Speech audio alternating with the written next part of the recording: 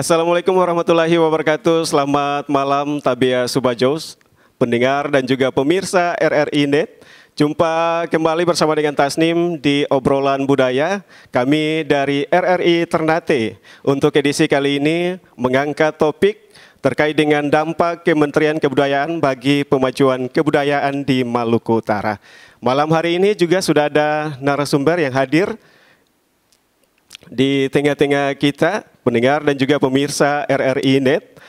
Kedua narasumber kita sapa terlebih dahulu, ada Bapak Kuswanto SSM Hum selaku Kepala Balai Pelestarian Kebudayaan Wilayah ke-21 Provinsi Maluku Utara. Selamat malam Bapak. Selamat malam. Assalamualaikum warahmatullahi wabarakatuh untuk para pemirsa dan pendengar RRI Net. Iya. Sehat ya Bapak ya? Alhamdulillah. Alhamdulillah sehat ya. Dan kita ke narasumber selanjutnya, ada Bapak Rustam Lating SHMH selaku budayawan. Assalamualaikum, selamat malam Bapak. Waalaikumsalam warahmatullahi wabarakatuh. Selamat malam Subajo. Ya, dan kita akan berbincang lebih lanjut terkait dengan dampak Kementerian Kebudayaan bagi pemajuan kebudayaan di Maluku Utara. Tetap bersama kami di Obrolan Budaya.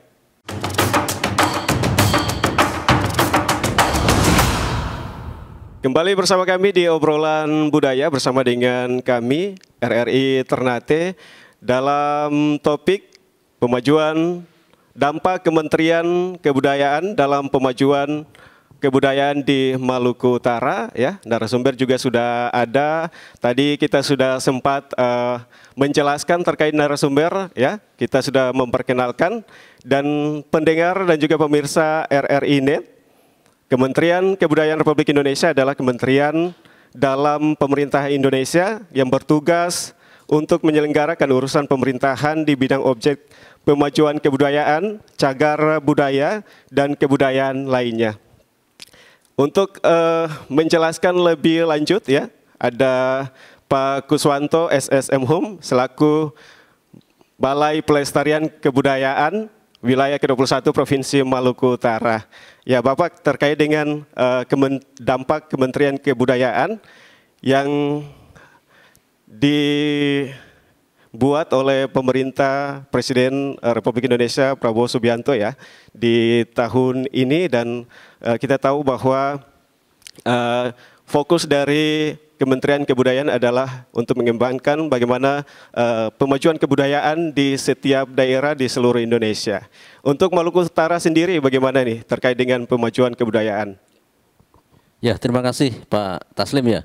Mungkin sebelumnya perlu kami sampaikan selamat ini kepada Kementerian Kebudayaan di Kabinet Merah Putih ya, di era Kabinet Merah Putih ini ada kementerian sendiri yang mengurusi bidang kebudayaan, yaitu Kementerian Kebudayaan, yang sebelumnya kementerian ini bagian dari Kementerian Pendidikan, Kebudayaan, Riset dan Teknologi. Ya, alhamdulillah dengan hadirnya Kementerian Kebudayaan ini mungkin diharapkan ya kegiatan kebudayaan akan, atau pengelolaan tata kelola di bidang kebudayaan akan lebih terfokus ya tentunya, karena diurusi oleh sebuah kementerian gitu.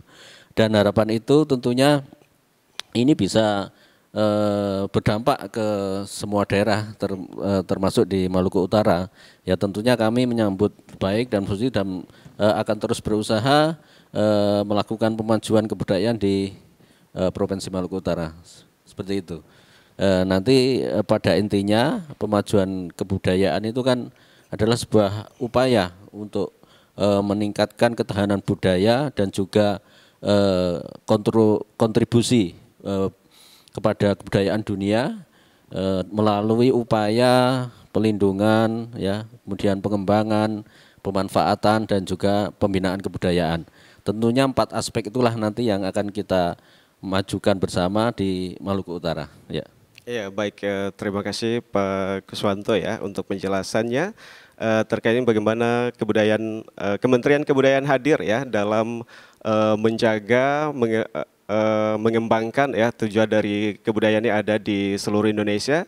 Dan saya ke Pak Rustam Lating SHMH selaku budayawan. Nah ini dampak dari Kementerian Kebudayaan hadir di Indonesia tentunya ini mempermudah ya bagi budaya-budaya untuk bagaimana melindungi juga ya cagar budaya yang ada di seluruh Indonesia. Bagaimana Bapak tanggapannya? Baik, terima kasih. Yang pertama, kami mengapresiasi sebenarnya Pak Presiden kita, Pak Prabowo Subianto, penantian yang begitu panjang, yang sejak dulu kita nantikan ada satu lembaga yang dia terfokus untuk bagaimana mengurusi kebudayaan. Di dalamnya sudah pasti sejarah gitu. Dan alhamdulillah sejak dilantik kabar gembira itu datang bahwa Bapak Presiden Kabinet Merah Putih ini telah membentuk Kementerian Kebudayaan. Nah, konteks Maluku Utara ini kita kemudian sama-sama melihat bahwa banyak hal-hal yang perlu ada perhatian serius daripada Kementerian Kebudayaan, terutama contohnya cagar budaya. Kalau di konteks kota Ternate mungkin kita lihat sudah ada banyak revitalisasi dan lain, mungkin ada PR juga di kabupaten kota yang lain seperti di Ngofakiaha, begitu juga di Akela Mukau, di Halbar, ya, itu juga masih perlu perhatian dari Kementerian Kebudayaan berkaitan dengan cagar budaya. Belum lagi tentang 10 objek pemajuan kebudayaan yang diamanatkan dalam undang-undang kita, Undang-Undang 5 2017 ini tentang pemajuan kebudayaan, ini juga perlu kita menjadi perhatian bagi Kementerian Kebudayaan. Jadi di awal ini saya sampaikan bahwa Kementerian Kebudayaan mungkin lebih serius dalam hal ini, tugas berat sebenarnya, tugas berat dan sangat menantang sebenarnya. Jadi saya sering diskusi dengan teman-teman di tempat-tempat ngopi, saya sampaikan bahwa sebenarnya semua Kementerian Kebudayaan ini anggarannya harus besar. Karena di dalamnya itu berkaitan dengan cagar budaya dan warisan budaya tak benda. Ini masih banyak, saya kasih contoh kecil saja kayak banyak pengembangan kota, pembangunan yang mengesampingkan cagar budaya. Nah, contohnya kita di Kota Ternate, berapa bangunan cagar budaya yang sudah hilang akibat dari tergerus oleh pembangunan. Nah, ini juga harus ada ketegasan dari Kementerian Kebudayaan untuk bagaimana regulasi ke depan ini supaya cagar budaya maupun warisan budaya tak benda ini ke depan dia tetap terjaga dan dilestarikan. Saya kira awalnya seperti itu. Iya, baik. Jadi bagaimana harus ada kelanjutan dari langkah-langkah yang diambil oleh Kementerian Kebudayaan ya, penegasan juga terkait dengan aturan-aturan untuk melindungi cagar budaya yang ada di seluruh Indonesia. Nah, ini di Maluku Utara sendiri Pak Kuswanto ya, sebagai Kepala Balai Pelestarian Kebudayaan wilayah ke-21 Provinsi Maluku Utara. Nah, langkah-langkah yang sudah dilakukan oleh Kepala Balai Pelestarian Kebudayaan ini di Maluku Utara apa-apa saja nih? Ya, terima kasih. Kami dari Balai Pelestarian Kebudayaan wilayah 21 Provinsi Maluku Utara ini adalah unit pelaksana teknis ya dari Kementerian Kebudayaan. Tentunya sekarang kita tentu bergerak atau melaksanakan kegiatan terkait dengan misi atau visi kami dan juga tupoksi kami sebagai UPT-nya kebudayaan dari kementerian. Jadi tugas utama kami adalah tentu melaksanakan kegiatan pemajuan kebudayaan dan juga pelestarian cagar budaya seperti yang disampaikan tadi oleh Pak Rustam. Jadi yang sudah kami laksanakan atau memang ini terus berproses ya, karena itu kebudayaan itu adalah suatu proses, karena kebudayaan itu adanya kan di masyarakat, dimiliki oleh masyarakat, dan kita selaku wakil pemerintah tentunya di sini terkait kebudayaan ini adalah intinya bagaimana kita bersama-sama untuk mengelola itu Pak ya. Jadi yang telah kita lakukan tentu sesuai dengan undang-undang dalam pemajuan kebudayaan itu pertama tadi adalah pelindungan Pak, itu yang utama ya. Tugas kami yang utama di pelindungan, karena nanti untuk kegiatan pengembangan dan juga pemanfaatan itu lebih besarnya peran masyarakat yang diharapkan, karena itu tadi berkaitan dengan masyarakat ya, kebudayaan itu di situ. Tapi pemerintah ini tupoksi utamanya ada di pelindungannya. Pelindungan yang kita laksanakan tentu yang pertama melakukan pendataan, atau dalam ini adalah inventarisasi Pak, inventarisasi kebudayaan apa aja jenisnya, kemudian cagar budaya apa saja yang ada di Maluku Utara. Nah, setelah ada data informasi itu nanti ada namanya proses penetapan sebenarnya. Dan kalau cagar budaya terus objek pemajuan kebudayaan itu harus ditetapkan sebenarnya kan. Dan yang menetapkan kalau cagar budaya itu harus dari pemerintah kabupaten kota. Jadi kalau objek pemajuan kebudayaan nanti melalui provinsi akan ditetapkan secara nasional. Berarti ini diusulkan dari kabupaten kota baru nanti ditetapkan.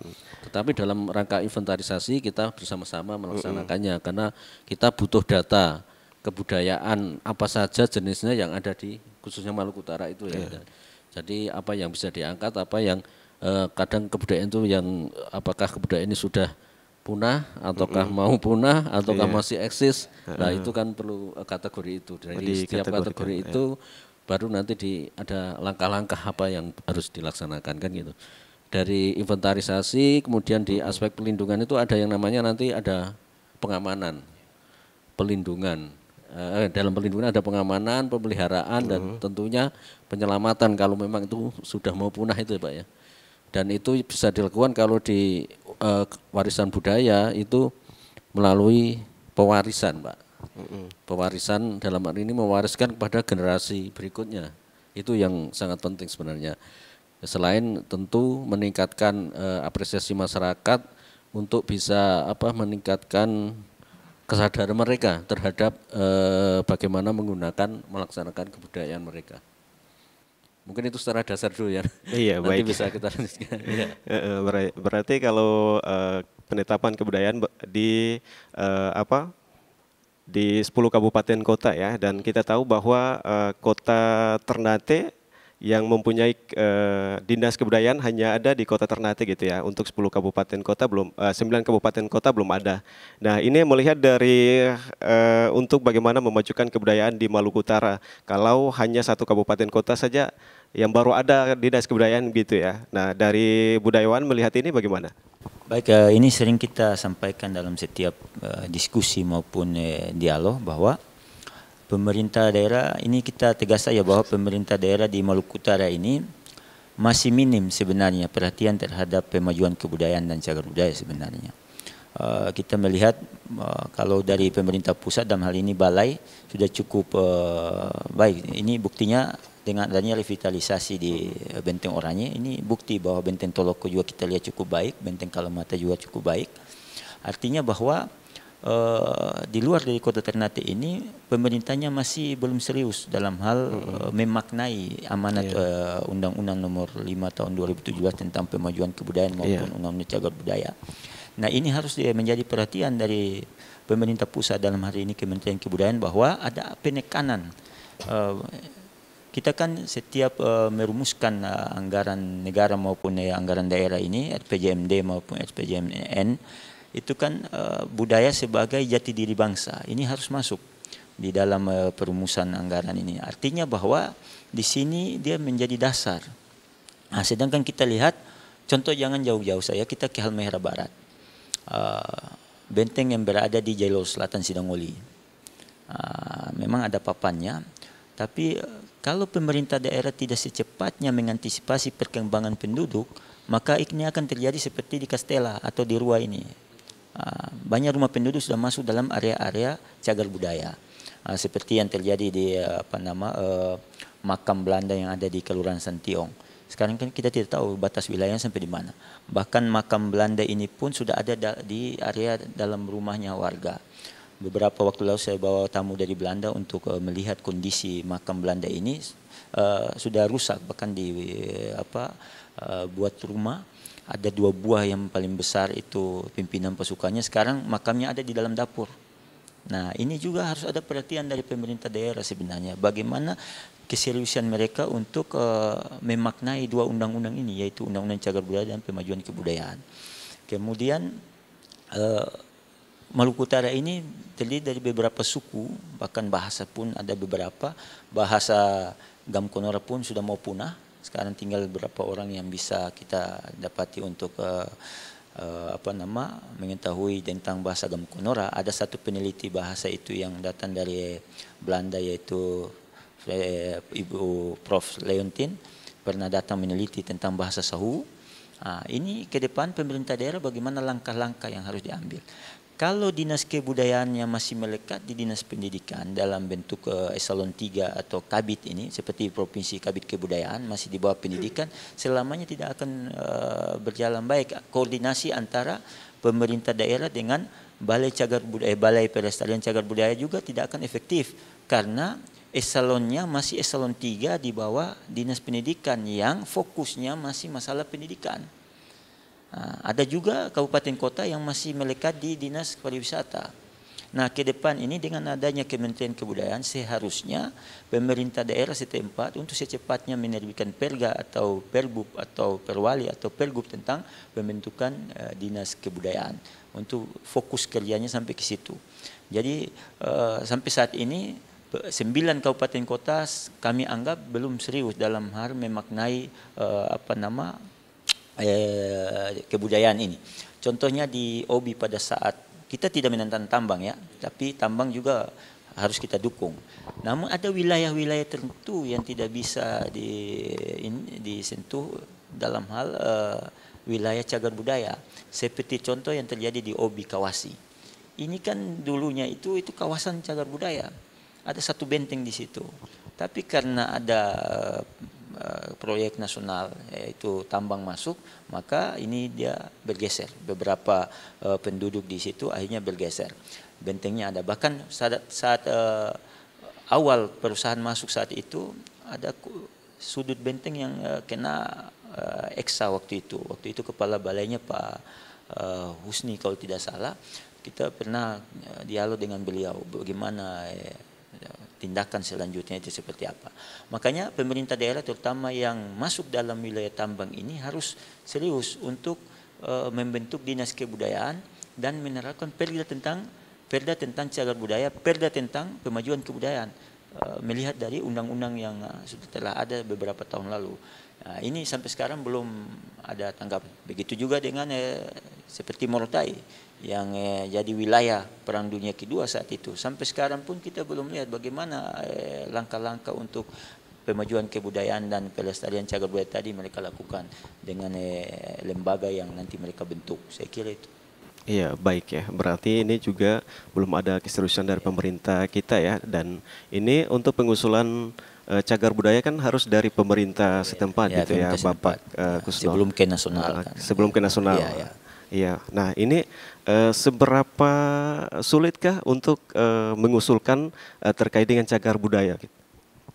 Iya, terima kasih. Terkait cagar budaya memang proses cagar budaya itu harus ditetapkan ya, yang namanya cagar budaya. Kalau belum ditetapkan itu masih disebut sebagai objek diduga cagar budaya. Jadi secara status hukum cagar budaya itu harus ditetapkan.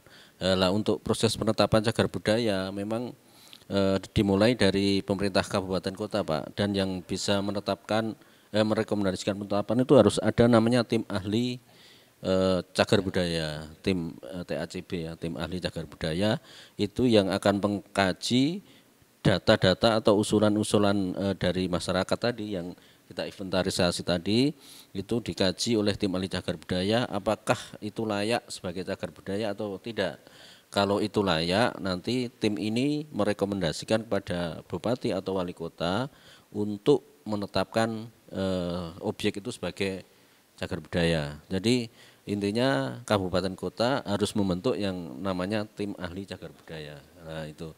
Nah memang untuk membentuk tim ahli cagar budaya ini itu harus ada yang namanya sertifikasi Pak. Tidak sembarang orang bisa menjadi anggota TACB ya, tapi harus ada sertifikasi dari Badan Sertifikasi Nasional BNSP itu ya. Jadi di situ akan mengeluarkan bahwa orang ini kompeten atau ahli di bidang cagar budaya. Lah itu yang bisa menjadi anggota dari tim ahli cagar budaya, dan di tingkat kabupaten kota sebenarnya cukup 5 saja yang punya sertifikat itu. Itu sudah bisa untuk menjadi merekomendasikan penetapan sebuah objek menjadi cagar budaya.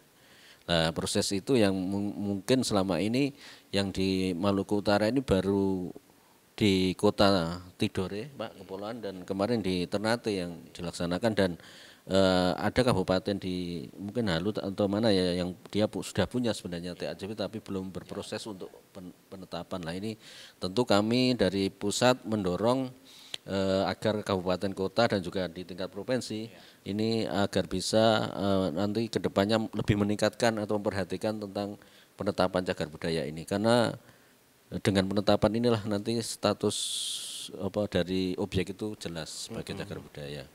Mungkin itu. Iya, baik. Dan tentunya kalau cagar budaya di Maluku Utara ini belum sampai 100 ya. Padahal kan cagar budaya di Maluku Utara kan banyak sekali gitu ya Pak ya, untuk penetapan cagar budayanya. Ya, jadi objek potensi ya nih ya. Saya bilang potensi objek cagar budaya atau yang diduga cagar budaya. Tadi menurut data kami itu ada sekitar kalau nggak salah 800-an nggak salah di seluruh Maluku Utara. Balik itu berupa benda nisan-nisan makam itu ya, berupa struktur, ada jembatan kah, ada apa yang mungkin jalan tua lama, struktur, kemudian yang berupa bangunan. Nah ini banyak bangunan tinggalan-tinggalan kolonial, benteng-benteng itu juga struktur juga, bangunan juga di sana, dan juga ada beberapa situs. Nah kalau kawasan memang belum ada kita ya, jadi itu dari 800 itu baru sekitar kalau nggak salah 20-an, 23 atau berapa yang sudah ditetapkan. Dan itu pun dari 23 itu yang peringkat nasional yang ditetapkan menjadi peringkat nasional itu baru 2, yaitu Benteng Orange dan Makam Sultan Nuku di Tidore, Kepulauan. Jadi masih sangat minim untuk yang nasional, jadi ya kami mendorong untuk daerah ini bisa menetapkan, jadi sehingga nanti kita juga bisa usulkan untuk ditetapkan oleh nasional. Kalau sudah peringkat nasional, kami dari pusat juga bisa memperhatikan lebih besar ke objek tersebut seperti itu. Ya. Iya, berarti ini juga masih minim sekali ya untuk cagar budaya kita di Maluku Utara yang ditetapkan secara nasional.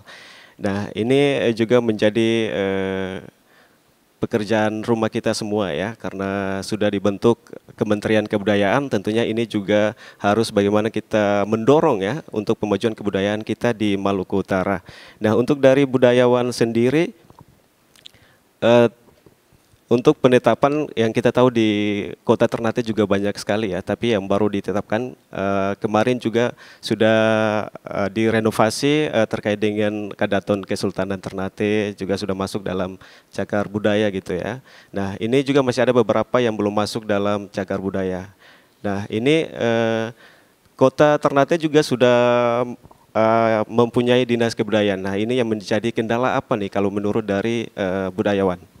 Baik, seperti yang disampaikan oleh Kepala Balai tadi bahwa ada tim ahli cagar budaya nanti bagaimana mereka memverifikasi sesuai dengan latar belakang penetapan yang nanti ditetapkan, apakah itu nanti bisa atau tidak. Jadi tadi sudah disampaikan oleh Kepala Balai bahwa yang telah terbentuk yaitu Tidore dan Ternate. Saya kira tim ini mungkin sementara berjalan sampai di mana pekerjaan atau hasil yang telah mereka lakukan. Saya kira nanti Dinas Kebudayaan harusnya menyampaikan kepada publik.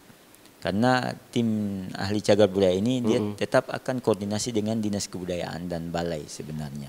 Nah, ini juga harus diikuti oleh kabupaten kota yang lain. Saya kira kalau untuk konteks Ternate sudah cukup baiklah masalah pelestarian cagar budaya. Dari mulai zamannya Pak Wali Kota almarhum Pak Haji Bur, kemudian Pak Wali Kota yang saat ini Pak Tauhid, kita lihat cukup baik kerjasama antara Pemda Kota Ternate dengan Balai Pelestarian Kebudayaan. Dengan adanya pembentukan tim tadi, provinsi saya pernah ingat mereka ada tim ahli cagar budaya waktu itu. Tapi sejauh mana pekerjaan yang sudah dicapai kita belum tahu. Buktinya Dinas Kebudayaan pun belum ada, masih berbentuk eselon 3 Kabid Kebudayaan di bawah Dinas Pendidikan. Nah, ini pun harus jadi perhatian dari pemerintah provinsi sebenarnya. Bagaimana untuk banyak sebenarnya bukan cuma benteng, ada rumah-rumah soa atau rumah tua kita ini punya manuskrip yang sudah tua. Kalau tidak secepatnya dia masuk dalam cagar budaya, warisan tak benda dan lain-lain, mereka dari tim yang berkompeten dalam hal ini personil dari Pak Kepala Balai ini, ada yang ahli lantai juga ada ahli dinding juga ada, ahli kertas juga ada. Bagaimana perawatannya bisa dilakukan sementara belum ada pengakuan untuk masuk dalam cagar budaya. Nah ini kita contohnya di Dinas Perpustakaan Hasanah Budaya Nusantara saat ini ada menemukan beberapa manuskrip kerjasama dengan Unhair dari Fakultas Sejarah dan Budaya, melihat itu banyak yang sudah rusak. Tadi kita lihat ada satu dokumen itu 129 halaman masih Arab Melayu. Masih ada tadi kita dengan beberapa dosen dari Fakultas Sejarah dan Budaya, kita lihat ini milik salah satu warga di Ternate punya dan belum tersentuh. Nah, bagaimana mau disentuh sedangkan mereka belum masuk dalam cagar budaya, daerah sebelum diusulkan ke nasional. Ini bukan hanya di Ternate atau di Maluku Utara, ini juga terjadi di Maluku maupun Papua.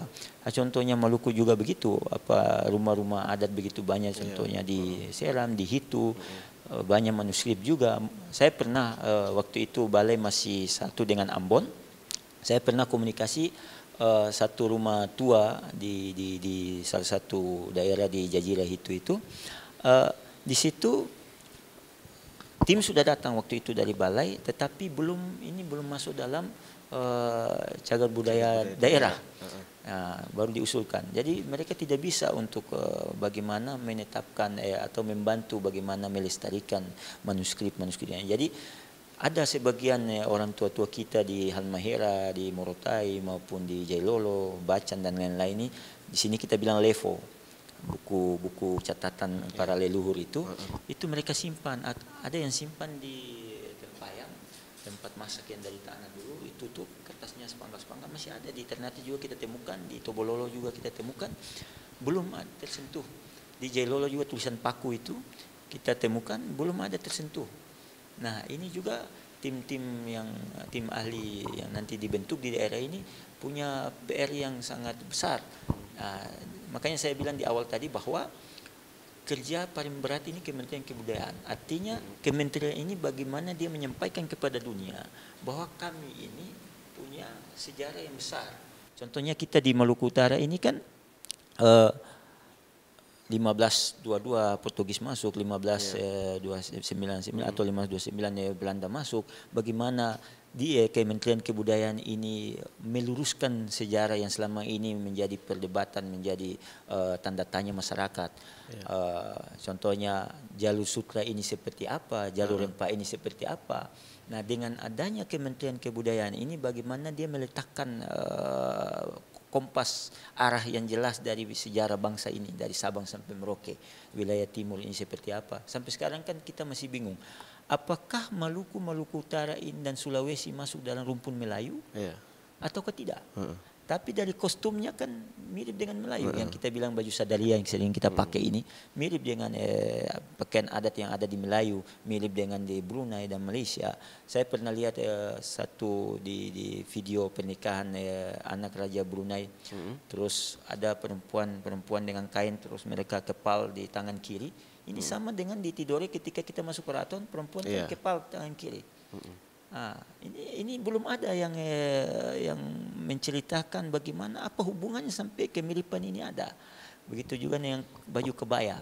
Nah, ini makanya saya sampaikan bahwa harus segera pemerintah daerah, kalau Ternate sudah bentuk, bagaimana dengan provinsi, kabupaten, kota yang lain belum ada dinas kebudayaan, belum ada tim ahli cagar budaya yang dibentuk. Lalu sampai kapan mereka akan melestarikan atau tadi bagaimana kita mengamankan yang sampai dia rusak. Bahkan ada rumah-rumah tua ketika manuskrip itu dia rusak, mereka tanam di bawah rumah.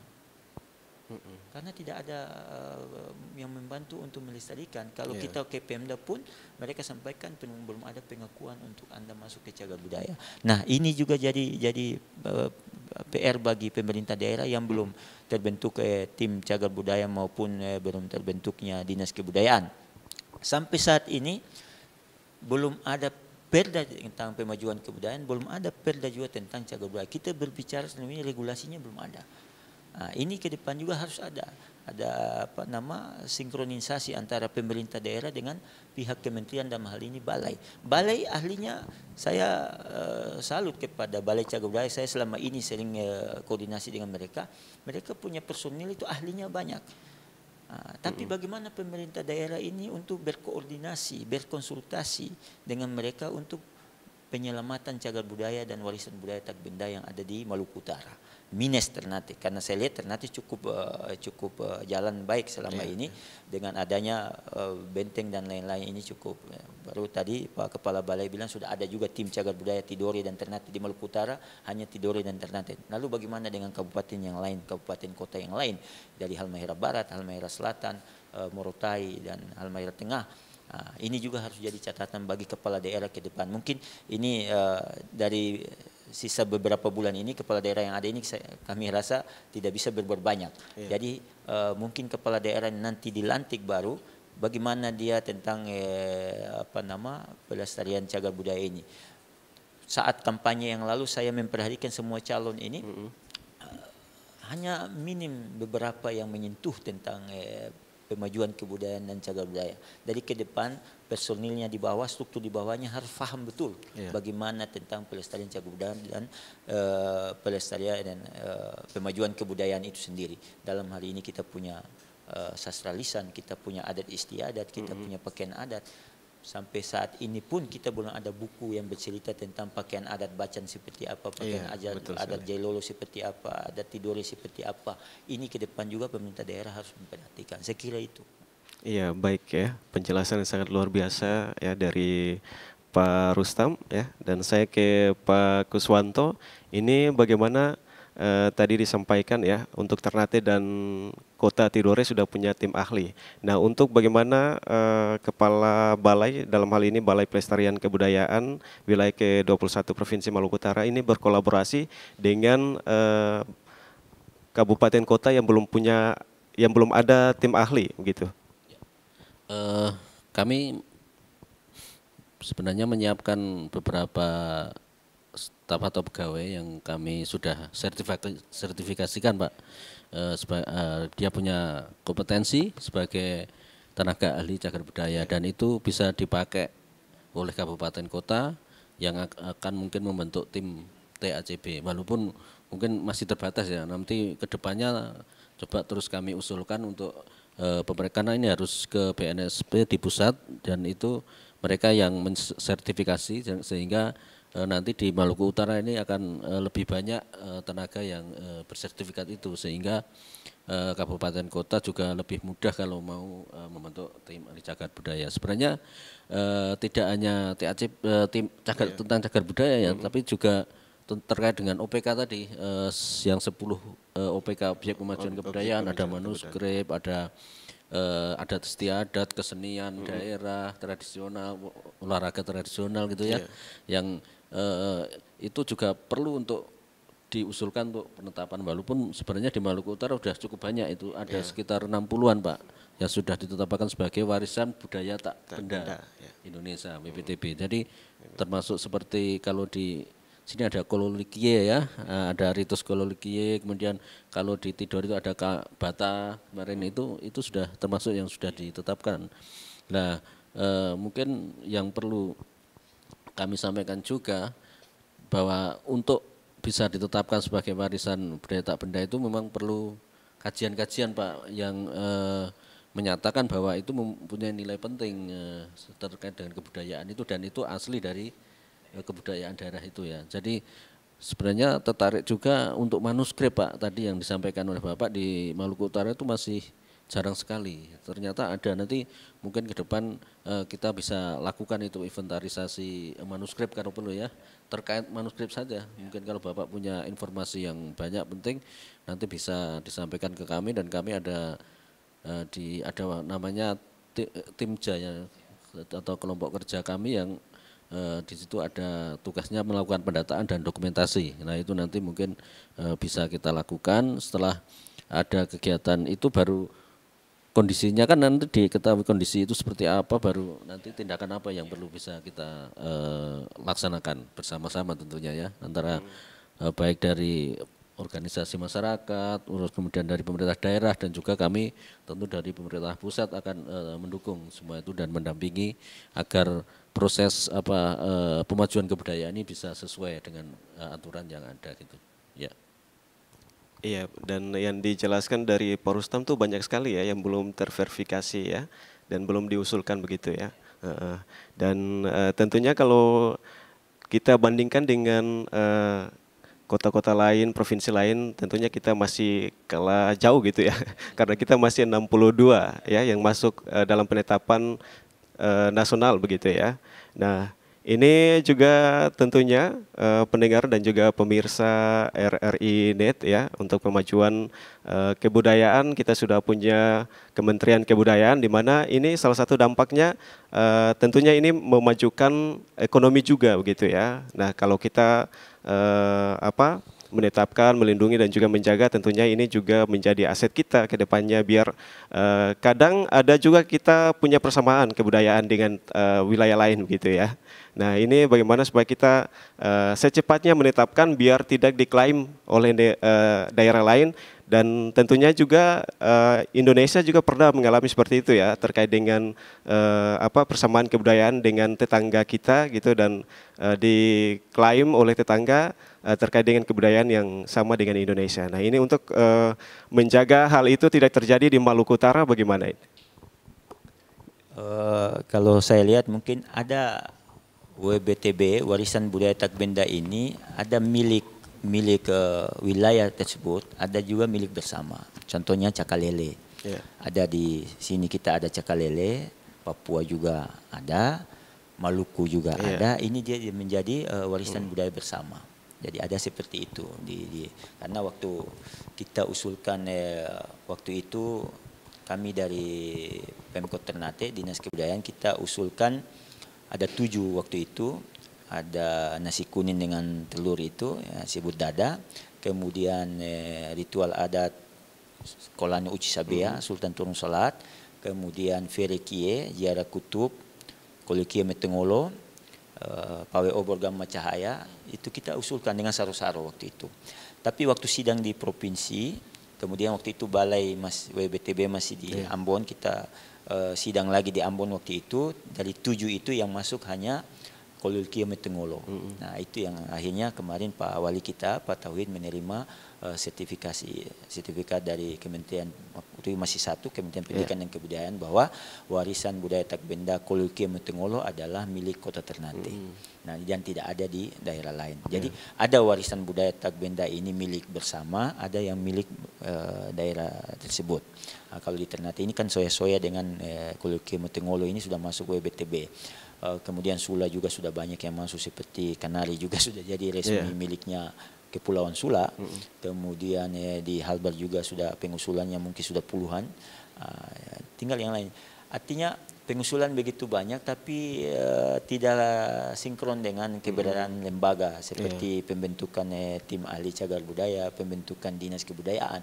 Contoh di Sula sampai saat ini sudah ada perda tentang pemajuan kebudayaan atau cagar budaya atau tidak. Dengan banyaknya WBTB yang sudah dilahirkan itu, kita belum dengar. Kemudian dinas kebudayaannya masih bersama pendidikan atau pariwisata. Tim ahli cagar budaya sudah dibentuk atau belum? Kan warisan budaya tak benda yang sudah dilahirkan waktu itu belum sinkron dengan keberadaan lembaga yang mereka bentuk. Begitu juga dengan Morotai juga, begitu juga dengan Halmahera Utara yang banyak suku, banyak tradisi-tradisi yang ada di wilayah itu. Jadi intinya bahwa ada warisan budaya milik bersama, ada warisan budaya milik daerah. Contohnya tarian Lalayon. Halmahera Timur sampaikan bahwa Lalayon adalah milik Halmahera Timur, sedangkan Halmahera Tengah menyampaikan Lalayon itu milik kita. Akhirnya diuji di sidang itu dengan menghadirkan narasumber dan dia punya cerita sejarah awal itu. Sudah akhirnya diputuskan bahwa itu milik bersama antara Haltim dan Halteng. Nah, tidak masalah sebenarnya. Tetapi maksud saya dengan adanya kementerian ini memicu daerah untuk mencari tahu sejarahnya sendiri, kan begitu. Dengan adanya Kementerian Kebudayaan ini, bagaimana Kabupaten Halmahera Barat dia menceritakan dirinya sendiri kepada publik. bagaimana pemerintah daerah Morotai dia menceritakan jati diri dia kepada publik. Saya ada 2 fase. Saya sebelum masa Perang Dunia Kedua dan saya pada masa Perang Dunia Kedua. Maka posisi Morotai ada di mana? Kan begitu. Kemudian Halmahera Utara juga begitu. Jadi tadi saya sampaikan dengan adanya kementerian ini bagaimana semua daerah dari Sabang sampai Merauke dia mencari data dan menceritakan diri dia dari sejarah, dan di situ akan dia membuktikan pada bentuk cagar budaya maupun warisan budaya tak benda. Apakah sejarah yang dia sampaikan dia sinkron dengan bukti-bukti yaitu cagar budaya dan warisan budaya tak benda atau tidak. Kan sampai sekarang kita di Maluku Utara masih menyampaikan begini. Agama Islam pertama yang masuk di Nusantara yaitu di kita Maluku Utara, terutama di Maluku Utara. Bagaimana kita membuktikan itu? Tapi di Baros di Aceh punya catatan dan punya bukti nisan-nisan salah satu sahabat Rasulullah yang punya makam di situ dan tahunnya masih berdekatan dengan Khalifah Utsman. Nah, bagaimana kita Maluku Utara membuktikan data itu? Ya, ini Dinas Kebudayaan dan bidang sejarah itu dia harus mencari data dan membuktikan bahwa memang benar seperti itu. Kemudian kita juga bercerita bahwa bangsa kolonial atau Portugis dan Spanyol maupun Belanda pertama masuk ke Indonesia itu di Maluku Utara. Bagaimana kita membuktikan itu kepada Indonesia bahwa di sini VOC duluan. Nah, tadi dengan adanya dinas-dinas atau dengan adanya struktur pemerintah dan stakeholder yang dia miliki, maka dia bercerita tentang dirinya. Dari situ maka Kementerian Kebudayaan dia tinggal mengambil sampel dan dia menceritakan dari Maluku Utara seperti ini, Maluku seperti ini, Papua. Maka menarik kesimpulan bahwa mulai dari Melayu, Sulawesi, Kalimantan dan Maluku Utara mungkin saja satu rumpun yaitu rumpun Melayu karena kesamaan bahasa. Saya kasih contoh, kita kalau mendengar bahasa beta Piman, kita sampaikan bahwa itu adalah bahasa Ambon. Tapi kalau kita lihat video bagaimana penetapan hukum Islam oleh Sultan Brunei dan dia pidato dengan bahasa beta sampaikan, apakah Sultan Brunei ini orang Ambon?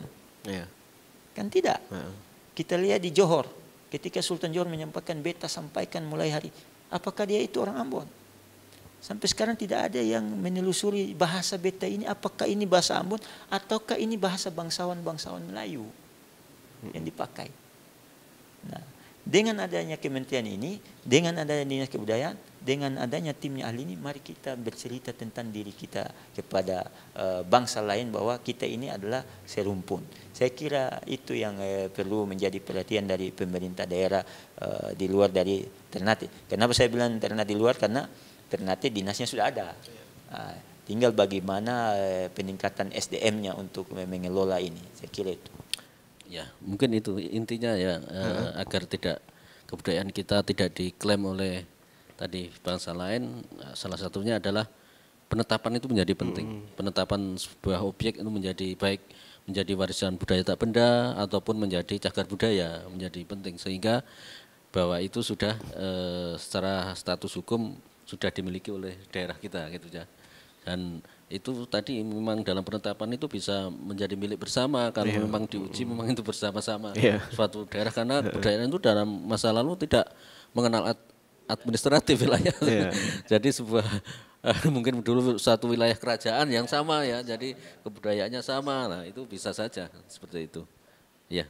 Iya, berarti itu ada kebudayaan bersama juga ya, dan ini tentunya di tahun 2025 dari Balai Pelestarian Kebudayaan sendiri ada agenda-agenda atau langkah-langkah terkait dengan kebudayaan, pemajuan kebudayaan di Maluku Utara.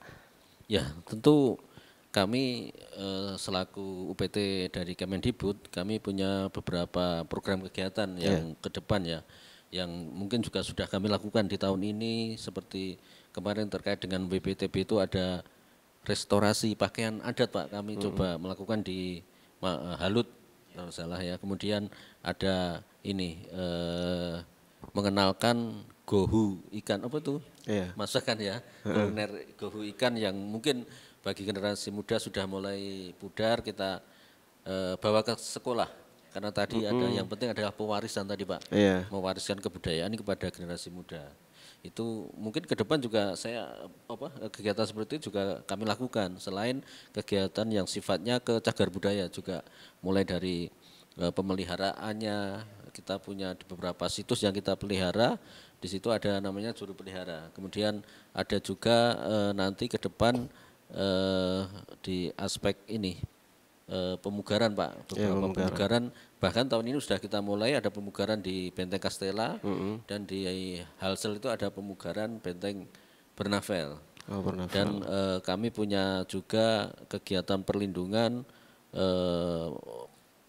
bikin turap pelindung Benteng Tahula di Tidore karena benteng itu berada di ketinggian yang rawan sekali longsor sehingga kita perlu menahan tanah itu agar enggak terus longsor. Ya, itu juga kita laksanakan. Bahkan tahun depan mungkin kegiatan yang kita lakukan yang agak besar adalah ini ada festival Kota Rempah Pak. Kita brand sebagai Festival Kota Rempah karena di Maluku Utara ini adalah konon ini tempatnya rempah-rempah. Iya.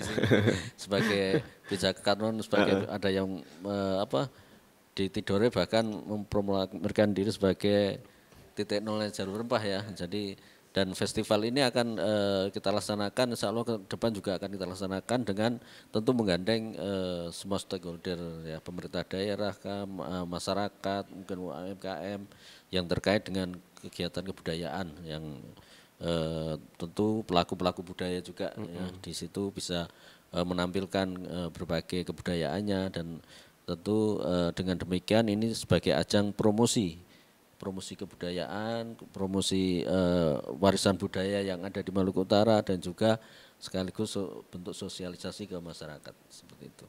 Ya. Ya, berarti ini festival ini tahunan Pak ya? Ya, tahunan. Festival. Sudah kita mulai kemarin di Ternate tahun 2023 dan juga kemarin di Tidore tahun 2024 ya. Iya, 2024. Ke kabupaten mana lagi. Dan harapan kami memang di Maluku Utara banyak sekali kayaknya festival seperti itu ya, dan itu tentu kabupaten kota atau pemerintah daerah bisa memanfaatkan kebudayaan lokal mereka untuk sebagai ajang promosi dan sosialisasi budaya mereka, dan itu berarti sudah mendukung upaya pemajuan kebudayaan ini sehingga masyarakat mengenal budayanya sendiri itu. Ya. Iya, baik itu penjelasan dari Pak Kuswanto ya terkait dengan agenda-agenda dari Balai Pelestarian Kebudayaan wilayah ke-21 Provinsi Maluku Utara yang sudah dilaksanakan di tahun 2023, 2024 dan ini nantinya dilaksanakan juga pada tahun 2025. Baik pemirsa dan pendengar, jangan kemana-mana, kita akan kembali sesaat lagi tetap bersama kami di Obrolan Budaya.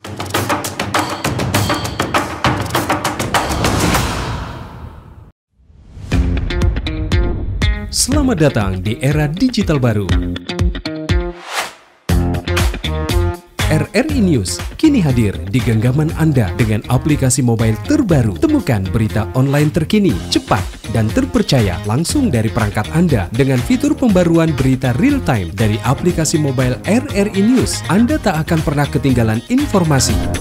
Nikmati kemudahan akses berita nasional dan internasional, berita terpopuler, dan video berita terbaru kapan saja dan di mana saja. Dilengkapi dengan teknologi terkini, aplikasi mobile RRI News memberikan pengalaman membaca yang lebih baik. Dapatkan notifikasi berita penting langsung di layar ponsel Anda. Jelajahi kategori berita yang Anda minati, mulai dari politik, ekonomi, budaya, hingga olahraga. Anda juga bisa berbagi berita penting kepada teman dan keluarga melalui media sosial dan aplikasi pesan, menjaga Anda tetap terhubung dengan dunia di sekitar Anda. Memiliki jaringan lebih dari 80 microsite tersebar dari Sabang sampai Merauke, serta memiliki tren pembaca yang semakin meningkat, RRI News menghadirkan liputan berita terlengkap dan terkini dari seluruh Indonesia. Unduh sekarang di Google Play dan App Store aplikasi mobile RRI News, membawa dunia ke dalam genggaman Anda. Aplikasi mobile RRI News, berita terkini dan terpercaya dalam genggaman Anda.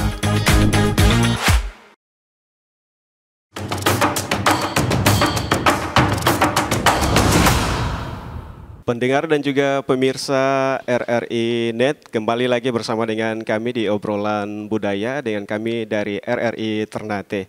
Pendengar dan juga pemirsa RRI Net, program obrolan budaya Anda bisa saksikan melalui aplikasi RRI Digital untuk pengguna iOS maupun Android dan channel 130 UC TV serta kanal YouTube RRI Ternate ya. Dan kita saat ini Bapak juga sudah di penghujung acara ya. Dan sedikit closing statement dari Pak Kuswanto ya, dan juga harapannya terkait dengan kebudayaan yang ada di Maluku Utara. Ya, terima kasih.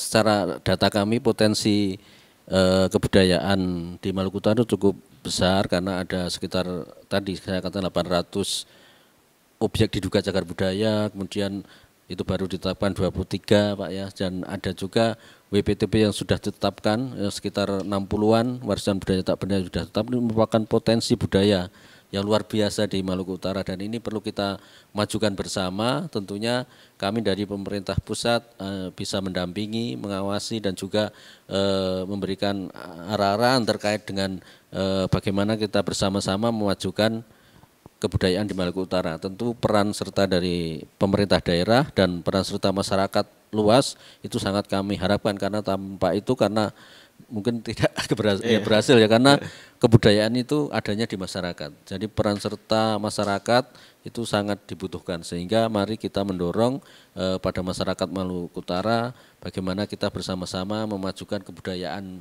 lokal kita di Maluku Utara sehingga itu tetap lestari dan bahkan bisa dikembangkan seperti itu. Baik, terima kasih dan saya ke Pak Rustam ya terkait dengan harapan dan juga closing statementnya untuk harapan pemajuan kebudayaan yang ada di Provinsi Maluku Utara. Baik, terima kasih. Mungkin di akhir diskusi kita malam hari ini, saya perlu menekankan di Kementerian Kebudayaan harus lebih, karena ini berbicara sejarah dan pelestarian, pemanfaatan dan seterusnya, harus ada ketegasan dari menteri kepada kepala daerah yang istilah kasarnya acu tahu terhadap cagar budaya dan warisan budaya tak benda ini.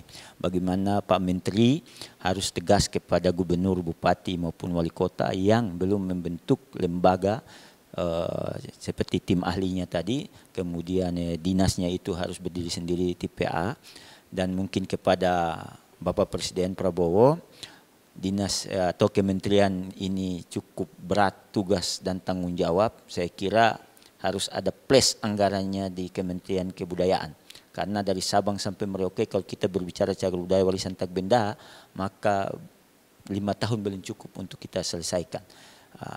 Perhatian serius dari Bapak Presiden kepada Kementerian Kebudayaan, perhatian dari Menteri Kebudayaan kepada kepala daerah, dan perhatian kepala daerah kepada wilayahnya bagaimana melestarikan cagar budaya dan warisan budaya tak benda ini agar tidak hilang. Yang terakhir yaitu bagaimana Pak Menteri Kebudayaan dan Pak Menteri, mungkin Menteri Hukum sekarang, agar kasih sinkron dulu tugas tupoksinya.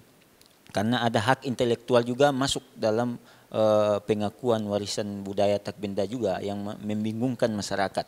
Nah, ini juga ke depan harus diperjelas di Kementerian Kebudayaan Warisan WBTB ini seperti apa, hak intelektual yang ada di Kementerian Hukum ini seperti apa. Ini juga harus diperjelas tupoksinya supaya jangan jadi tumpang tindih di lapangan. Saya kira itu juga harus jadi catatan bagi Kementerian Kebudayaan. Khusus Maluku Utara, siapapun yang nanti dilantik menjadi gubernur, bupati dan wali kota harus jadikan undang-undang cagar budaya dan undang-undang pemajuan kebudayaan sebagai dasar pembentukan perda, dan segera membentuk dinas kebudayaan dan tim ahli cagar budaya agar ke depan bagaimana warisan kita ini tidak hilang dimakan usia. Saya kira itu. Terima kasih. Baik, terima kasih closing statement dan juga harapan kita semua ya supaya pemajuan kebudayaan di Maluku Utara terus dilestarikan dan tentunya ini meningkat ya, dan ini akan berdampak juga pada ekonomi di Maluku Utara. Syukur dofu-dofu sekali lagi untuk Pak Kuswanto SSM Home selaku Kepala Balai Pelestarian Kebudayaan Wilayah ke-21 Provinsi Maluku Utara, dan juga Syukur Dofu Pak Rustam Lating SHMH selaku budayawan. Semoga pembahasan kita di malam hari ini juga menambah ilmu dan bermanfaat ya untuk kita semua. Dan demikian pendengar dan juga pemirsa RRI Net, obrolan budaya bersama dengan kami RRI Ternate. Sampai baku dapat lagi dengan obrolan budaya di edisi lainnya. Wassalamualaikum warahmatullahi wabarakatuh. Selamat malam, Tabeya Subajo.